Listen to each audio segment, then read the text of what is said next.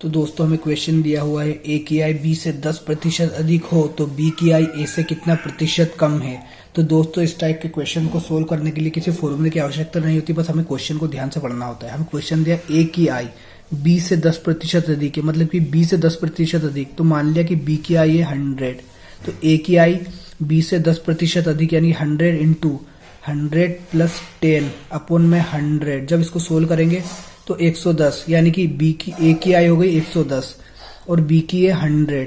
अब हमें क्वेश्चन में पूछा है तो बी की आई ए से कितना प्रतिशत कम है, तो यहाँ पर हो जाएगा ए माइनस बी यानी कि 110 माइनस 100 अपॉन में। अब यहाँ पर ये क्वेश्चन आता है कि 110 से डिवाइड करें या 100 से, तो लोग यही कंफ्यूज होते हैं। तो दोस्तों हमें ध्यान रखना है, अगर हमें प्रतिशत पूछा है कम, कितना प्रतिशत कम है, अगर कम चाहिए हमें तो हम अगर बड़े से डिवाइड करेंगे तब ऊपर कम वैल्यू आएगी, यदि हम छोटे से डिवाइड करेंगे तो यहाँ पर बड़ी वैल्यू आएगी। मतलब हमसे अगर पूछे कितना प्रतिशत अधिक है तो हम यहाँ पर अधिक के लिए छोटे से डिवाइड करेंगे ताकि ऊपर बड़ी वैल्यू मिले, और अगर हमसे पूछे कितना प्रतिशत कम है तो हम यहाँ बड़े से डिवाइड करेंगे ताकि हमें ऊपर छोटी वैल्यू मिले। तो हमें पूछा है कितना प्रतिशत कम है, तो कम के लिए हमें बड़े से डिवाइड करना पड़ेगा। तो अब यहाँ पर 110 और 100 में बड़ा 110 है, तो हम यहाँ पर 110 से डिवाइड करेंगे इंटू 100।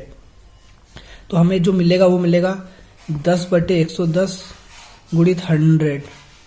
तो जब इसको हम सोल्व करेंगे तो जो हमें वैल्यू मिलेगी वो मिलेगी 9 सही 1/11%। तो आपको समझ आ गया होगा कि कैसे डिवाइड करना है। अगर कितना प्रतिशत कम है, कम दिया हो यानी कि बड़ी वैल्यू से डिवाइड करना है, और हमें पूछे कितना प्रतिशत अधिक है, अधिक के लिए हमें छोटी वैल्यू से डिवाइड करना होगा ताकि ऊपर बड़ी वैल्यू बच सके और हमें कितना प्रतिशत अधिक है मिल जाए। तो आई होप आपको समझ आ गया होगा कैसे करना है इसको सोल्व।